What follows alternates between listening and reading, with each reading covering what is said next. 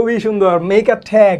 আজকে আমাদের সামনে চলে আসছে ট্যাগ কোয়েশ্চেন, ঠিক আছে? কোনো ভয় নাই, ট্যাগ কোয়েশ্চেন খুব ইজি।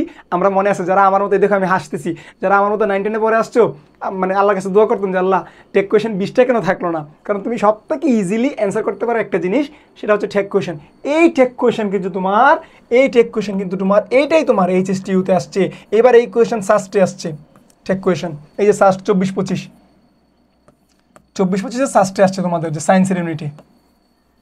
বুঝো টেক কোয়েশ্চেনের ভ্যালু আছে। সাস্টের মতো ভার্সিটিগুলো এই ধরনের প্রশ্ন করে, হাজী দানেশ বিজ্ঞান ও প্রযুক্তি এই ধরনের প্রশ্ন করে থাকে, কুমিল্লা ইউনিভার্সিটি এই ধরনের প্রশ্ন করে থাকে, বড় বড় ভার্সিটি ঢাকা ইউনিভার্সিটি এই ধরনের প্রশ্ন মাঝে মধ্যে করে থাকে।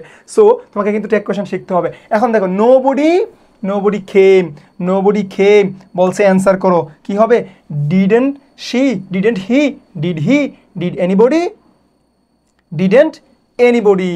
তাহলে আমরা কি জানি রে, টেক কোয়েশ্চেনের ক্ষেত্রে আমরা বেসিক যে দুইটা জিনিস জানি, বাক্যটা যদি অ্যাফার্মেটিভ হয় তাহলে ট্যাগটা হবে নেগেটিভ, আর বাক্যটা যদি নেগেটিভ হয় তাহলে ট্যাগটা হবে কি?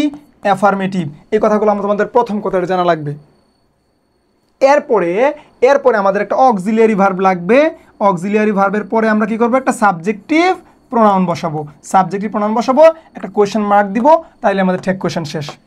এটা তোমরা পড়ে আসছো, আমি জাস্ট আরেকবার দেখাইয়া দিলাম, ঠিক আছে? তাহলে আমরা বললাম নোবডি কেম। এখন বাক্যটাকে অ্যাফার্মেটিভ না নেগেটিভ? যেহেতু নোবডি দিয়ে শুরু হয়েছে, বাক্যটা নেগেটিভ হইলে আমি আরেকটা নেগেটিভ ইউজ করতে পারবো না, তার মানে আমাকে ডান পক্ষে পজিটিভই বসাইতে হবে। তাহলে ডিডেন্ট তো নেগেটিভ, বাদ।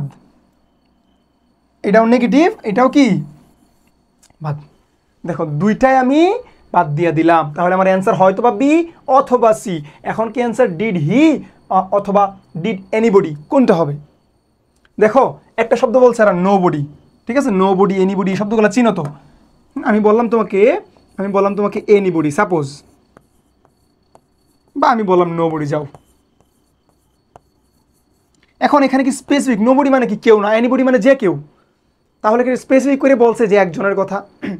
যে কেউ মানে তো বেডি হইতে পারে, নাকি শুধু বেড়াই হবে জিনিসটা এরকম? তার মানে তুমি এখানে হি কি ডিরেক্টলি বলতে পারবা? একদম ফ্রেশ মাইন্ডে বলতে পারবা হি? না বাবা, এখানে তো শিউ হইতে পারে, হিউ হইতে পারে, যে কেউ হইতে পারে। তাহলে এনিবডি নোবডির মাধ্যমে তুমি স্পেসিফিকলি হিকে মেনশন করো নাই, তার মানে এটাও বাদ। তাহলে ডিড এনিবডি, তাহলে অ্যান্সার হচ্ছে সি। যদি এখানে সি বলতো তাহলে আমরা সি ধরতাম, যদি এখানে হি বলতো তাহলে আমরা হি বলতাম। যেহেতু নোবডি বলছে বা এনিবডি বলছে, যে কেউ হইতে পারে, সে বেড়া হইতে পারে, বেডি হইতে পারে, তুমি তো সেটা জানো না, সো তুমি রিস্কে কেন যাবা? তাহলে আমিও অ্যান্সার করবো কি? এনিবডি। আশা করি বুঝাইতে পারছি। সকলে ভালো থাকো, সুস্থ থাকো, আল্লাহ হাফেজ।